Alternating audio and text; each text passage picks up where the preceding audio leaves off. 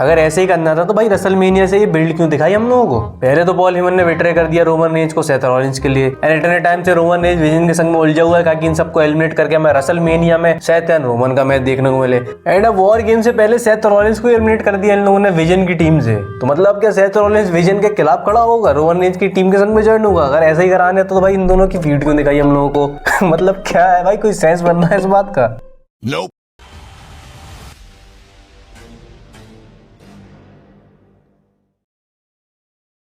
तो इस वीडियो में रिव्यू करेंगे मंडे नाइट रॉ की, जो एक्चुअली मंडे नाइट को ही हमें देखने को मिला क्योंकि ये अभी भी ऑस्ट्रेलिया में था। ये आखिरी शो था ऑस्ट्रेलिया में WWE का 2025 में। तो मंडे नाइट रॉ की स्टार्ट करते हैं द विजन की पूरी फैक्शन, एंड यहाँ सेथ रॉलिंस अपनी वेस्ट में क्राउन जूल चैंपियनशिप लेके आए थे। एंड वो इसी बात को एड्रेस करते हुए सबसे पहले तो बोलते हैं इफ यू वैंकर्स डोंट नो। अब आपको पता है स्मैकडाउन में अब कोडी का सेगमेंट चल रहा था, वहां पे वेड बैरेट ने बताया था ये लोग वैंकर बोल रहे हैं अपनी ऑस्ट्रेलियन बात में, तो वही चढ़ा रहे थे लोग, एंड यहाँ लोग उनको चेयर अप भी कर रहे थे उस बात पे। एंड वो सबसे पहले बात करते हैं ब्रॉन्सन रीड के बारे में, कहते हैं कैसे ये 6 महीने पहले रोमन रेंज को हरा नहीं पाया था, लेकिन मेरी छत्र छाया में आके भाई इसने कल रोमन रेंज को फाइनली पिन करा। यहाँ पे ब्रॉन्सन रीड के नारे लग रहे थे क्योंकि ये ऑस्ट्रेलियन फेवरेट है, ऑस्ट्रेलिया से ये बिलोंग करते हैं। यहाँ पे भी शायद इस बात को मेंशन करते हैं कैसे मेरी नॉलेज की वजह से तूने रोमन रेंज को ना कि डिस्ट्रॉय करा, उसे एम्बेरेस करा, बल्कि तू बन चुका है भाई नया ट्राइबल चीफ बोल के जब वो अपनी फिंगर ऊपर करता था, यहाँ क्राउड भी उन्हें चीयर कर रहा था क्योंकि यार रोमन रेंज नहीं थे, एंड ये ऑस्ट्रेलिया से बिलोंग करते तो भाई इसीलिए हो सकता है। इसके बाद वो पॉल हेमन बोलते हैं next come to my oracle my wise man Paul Heyman. And भाई जब वो उसके बारे में बात कर रहे थे ब्राउन ब्रेकर उनकी मसाज दे रहे होते भाई, काफी फनी कैरेक्टर प्ले करता है बंदा।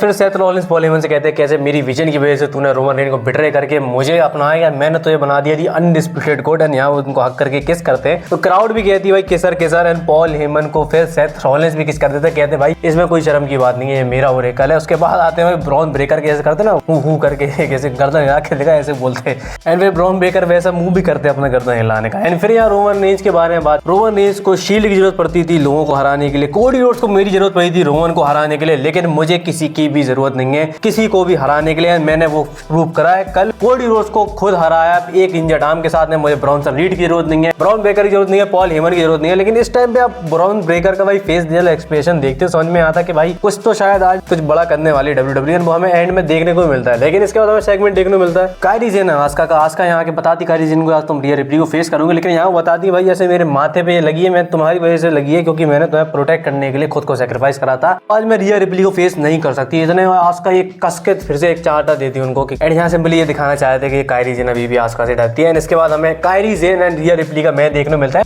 लेकिन मेरी बात समझ में नहीं, चलो माना ये लोग ऑस्ट्रेलिया से, लेकिन 1.5 घंटे से ज्यादा Bronson read and Riya replay का मैच अब चला, तो मैं इतना लंबा तो नहीं बताऊंगा भाई। अब कायरी जेन यहाँ पे अकेली थी नहीं, ईओ स्काई भी उनके संग में कॉर्नर पे थी, रिया रिप्ली के, एंड आस्का भी थी, तो यहाँ आउटसाइड इंटरफेरेंस होती है, तो यहाँ ईओ स्काई एक नंबर हैंड पे बन जाती है, यहाँ पे उसका फायदा उठा के रिया रिप्ली रिप्टाइट देके कायरी जेन की बार अपनी विक्ट्री ले लेती है। लेकिन मैच खत्म होने के बाद वो अनाउंसर टेबल पे आस्का को डिस्ट्रॉय करना चाह रही थी, लेकिन पीछे से आके कायरी जेन कैंडो स्टिक से भाई उनके ऊपर हमला कर देती है, एंड यहाँ आस्का डीडीटी लगाती है टेबल के ऊपर रिया रिप्ली के। उसके बाद ये लोग चले जाते हैं, स्टैंड ऑल करते हैं, एंड फिर ईओ स्काई भी रिया रिप्ली को लेके चली जाती है। इसके बाद हमें बैक स्टेज सेगमेंट देखने मिलता है द उसोस का, जहाँ पे जिमी जे से रोमन के बारे में बात करने चाह रहे थे, लेकिन यहाँ जे उसो कहते हैं अगेन भाई रोमन के बारे में बात कर रहा है। उस बंदे ने खुद कहा था कि वो अपने वे की तरफ से करना चाहता है, हमें भी उसकी बात को फॉलो करना चाहिए, हमें अपना अपना देना चाहिए। एंड यहाँ फिर जिमी उसो कहते हैं कैसी बात कर रहा है भाई, तू फिर से रोमन जैसा ही साउंड कर रहा है। लेकिन यहाँ जे उसो सेंस बनाते कहते देख मैं जानता हूँ, मैं अप्रिशिएट करता हूँ कि तू आज विजन से लड़ने जा रहा है, लेकिन मेरा खुद का एक ट्रिपल थ्रेट मैच भी है, तो मैं नहीं चाहता भाई कि वहां आके आउटसाइड इंटरफेरेंस हो। एंड यहाँ पे जिमी उसो कह देते हैं अच्छा मैं समझ गया, मतलब तू चाहता है कि मैं अकेले जाऊं नंबर गेम्स का शिकार बनूं, तो ठीक है मत आना। तो ये सब इन लोगों के बीच में हीटअप क्रिएट होती है। उसके बाद हमें देखने मिलता है Bronson read versus Jimmy Uso का मैच है। यहाँ पे वो टेप लगा के आए थे अपनी बैक पे रिप्स क्योंकि उनकी इंजर्ड थी, उसको भी वो सेल कर रहे थे, लेकिन यहाँ पे उन्होंने एक गलती करी, समवन ड्रॉप लगाने की कोशिश करी, लेकिन वो फेल हुए। ब्रॉन्सन रीड ने फिर अपने स्प्लैश लगा के सुनामी हिट करके उनके ऊपर विक्ट्री ली। लेकिन जब वो ब्रॉन्सन रीड जा रहे होते हैं, ब्राउन ब्रेकर वहां आते हैं, रिंग के अंदर जाते जिमी उसो को देख के वहां पे उनको एक स्पीयर लगाते हैं, फिर ब्रॉन्सन रीड आके फिर उन्हें खड़ा करते हैं, फिर एक और स्पीयर लगाते हैं, यहाँ पे ब्रॉन्सन रीड उन्हें रिंग के बाहर करते हैं। यहाँ पे पता था आउटसाइड स्पीयर आने वाली है, लेकिन जैसे ही वो स्पीयर के लिए भागते हैं ब्राउन ब्रेकर यहाँ जाते हैं जे उसो अपने भाई की हेल्प करने के लिए, एंड यहाँ आके वो सुपर किक लगाते हैं ब्रॉन्सन रीड को, ब्राउन ब्रेकर को रोक के बाहर करते हैं, एक और सुपर किक लगाते हैं ब्रॉन्सन रीड को, एंड फिर यहाँ दोनों भाई रिंग में आ जाते हैं। लेकिन यहाँ पे जैसे जिमी उसो उनकी तरफ हाथ बढ़ाते तो यहाँ पे फिर जे उसो गुस्से में कहकर निकल जाते हैं, मैं नहीं चाहता था इस मसले में पढ़ना, तो यार ये सब इनके बीच हिट चल रही है। इसके बाद हमें देखने मिलता है Lyra Valkyria Bayley versus the judgment day के, ये मैच भी काफी बढ़िया था। लेकिन इस मैच का सबसे आखिरी वाला सीक्वेंस मुझे पसंद आया था, जब बेली को जगाने के लिए उनके अंदर का डीमन जो चल रहा है डुग्गल साहब का, उसमें एक चांटा देती है। यहाँ पे बेली जब जगती है तो अलायरा देख के खुश हो जाती है, भाई मेरे पे अटैक ना करते, लेकिन जब जाती है बाहर आउटसाइड डाइव लगाती है, रॉड्रिगेज उसको बाहर निकालती है, फिर वापस लेके आती है रोक्सन परेस को टॉप रोप से एल्बो लगा के अपना फिनिशर हिट करके यहाँ पे ये दोनों विक्ट्री ले लेते हैं। इसके बाद हमें पेंटा एंड रूसेव का एक सेगमेंट देखने को मिलता है बैक स्टेज में। यहाँ पे पेंटा तो चले जाते हैं, लेकिन जब डोमिनिक मिस्टीरियो पीछे से आते हैं रूसेव को देखते हैं तो भाई वही पीछे से हाल पतली गली से मुड़ जाते हैं। एंड इसके बाद हमें इंटरकॉन्टिनेंटल चैंपियनशिप का मैच देखने को मिला था, जहाँ पे डर्टी डोमिनिक मिस्टीरियो डिफेंड करते हैं अपना टाइटल अगेंस्ट पेंटा। यहाँ पे भी रूसेव आ जाते हैं, क्योंकि रूसेव ने कहा था कि भाई मैं उसको फेस करूंगा, जीतेगा। लेकिन यहाँ डोमिनिक मिस्टीरियो वही चाल चलते हैं, यहाँ पे वो टाइटल लेकर हैमर उठा लेते हैं रिंग वाला। यहाँ पे रिंग में टाइटल फेंक के रेफरी को कंफ्यूज करते हैं। उसके बाद वही हैमर पेंटा के पैर में मारते हैं, उसी को अपने बूट के अंदर डाल के 619 लगा के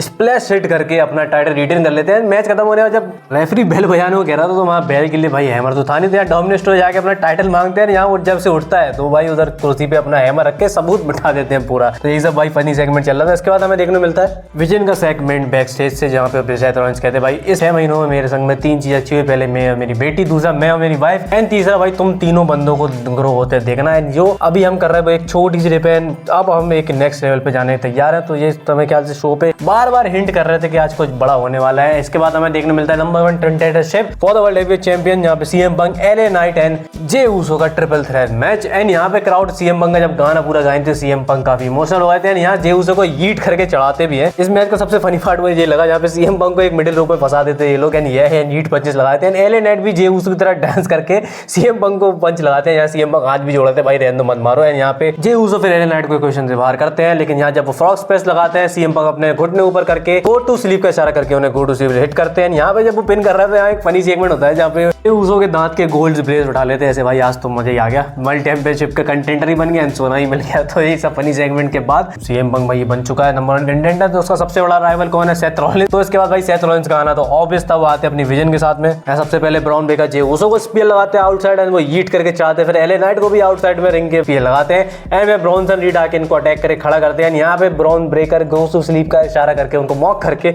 एक स्पीयर हिट करके फिर सुनामी फिर हिट करते हैं Bronson read. And Seth Rollins पूरी ट्रैश टॉकिंग करते हैं, भाई जब तक मैं हूं तू यहाँ चैंपियन नहीं बन सकता, ये मेरा टाइटल है, मेरी कंपनी है, मेरा WWE। के बाद ये भाई अपना नेक्स्ट स्टेप मेरे ख्याल से बता देते, क्योंकि इनका नेक्स्ट स्टेप शायद से सीएम पंक को अटैक करके डिस्ट्रॉय करना था। लेकिन यहाँ पे जो इसके बाद WWE ने शॉकर एलिमेंट डाला, ये मैंने इतनी जल्दी तो एक्सपेक्ट नहीं करा था कि सर्वाइव सीरीज के बाद मैं कर सकता था, सर्वाइव सीरीज में कर सकता था, लेकिन इतनी जल्दी क्यों? तो यहाँ गुस्से से भाई ब्रॉन ब्रेकर पहले तो स्पीयर लगा देते एकदम से सेथ रॉलिंस का। यहाँ सो जाते शायद पॉल हेमन से बात जानते हैं, लेकिन वो बिल्कुल अनजानते हैं। फिर ब्रॉन्सन रीड को आके बोलते भाई तू मेरे संग में खड़ा होगा इसके साथ में, तो ब्रॉन्सन रीड भी चूज कर लेते हैं सेथ रॉलिंस को, फिर वो लेके जाके उन्हें सुनामी हिट करते हैं। यहाँ पॉल हेमन भी रोकते हैं भाई नो मोर करके, लेकिन यहाँ पे ब्रॉन ब्रेकर आके उन्हें कॉलर से पकड़ के उठा के बोलते हैं कि तू भी डिसाइड कर ले भाई, तू मेरे साथ है या इसके साथ में। एंड फिर वो सेथ रॉलिंस का वर्ल्ड चैंपियनशिप छीन लेते हैं Bron Breakker. And at last Paul Heyman भी डिसाइड कर लेते हैं उन्हें किसी संग में जाना है। लेकिन यहाँ से पॉल हेमन ने एक्सप्रेशन दिए, भाई मैं समझ गया था ये पूरा किया कराया पॉल हेमन का ही, लेकिन सर्वाइवर सीरीज से पहले ही क्यों? रीजन सिर्फ एक है, क्योंकि सेथ की इंजरी। जब उन्होंने क्राउन जून में कोडी रोड्स को कोस्ट टू कोस्ट लगाया था तो वो अपने सीधे हाथ के बल ही रिंग के ऊपर लैंड हुए थे। यहाँ पे एक फैन के साथ में सेथ रॉलिंस की पिक्चर भी निकल गई, आप देख सकते हो उनके हाथ में वो पहने हुए जैसे हाथ टूट गया उनका। यहाँ पे मंडे नाइट में आज उन्होंने मेंशन भी किया था कैसे उनके एक हाथ टूटने के बाद भी उन्होंने कोडी रोड्स को पिन करा था। And Monday night raw of air होने के बाद आप देखते हो सेथ रॉलिंस अपना हाथ ही पकड़ के जाते, तो यहाँ क्लियर इंडिकेशन है कि सेथ रॉलिंस इंजर्ड है, उनको टीवी से ऑफ करने के लिए ही ये सब किया गया था। ऐसे हमने क्लैश इन पेरिस में देखा था, रोमन रेंज को फिल्म शूटिंग करने के लिए उन्हें ऑफ करा था। एंड यहाँ पे सेथ रॉलिंस को शायद से ब्रॉक लेसनर या ऑस्टिन थ्योरी रिप्लेस कर सकते हैं फॉर दी वॉर गेम्स, क्योंकि ये दोनों बंदे ही रूमर्ड हैं काफी ज्यादा वॉर गेम्स के लिए। तो देखते हैं क्या होता है आगे, कोई अपडेट आएगी तो जरूर बताऊंगा। आज के मंडे नाइट रॉ के रिव्यू के लिए यही था भाई, मैं तो इसको 4.5 स्टार की रेटिंग दूंगा। आपको कैसा लगा जरूर बताना। वीडियो को लाइक करो, चैनल को सब्सक्राइब करो ऐसी डेली WWE कंटेंट के लिए। हम मिलेंगे अगले बारे में, till then take care, bye bye, खत्म, बाय बाय।